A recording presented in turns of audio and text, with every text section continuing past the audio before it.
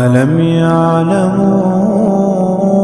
أَنَّ اللَّهَ يَبْسُطُ الرِّزْقَ لِمَن يَشَاءُ وَيَقْدِرُ إِنَّ فِي ذَلِكَ لَآيَاتٍ لِقَوْمٍ يُؤْمِنُونَ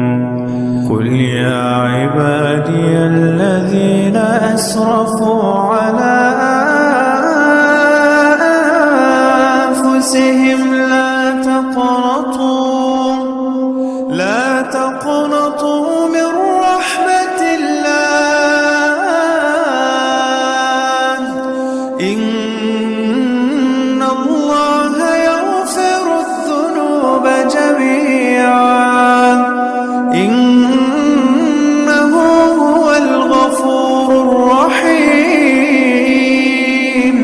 وَأَنِيبُوا إِلَىٰ رَبِّكُمْ وَأَسْلِمُوا لَهُ مِن قَبْلِ أَن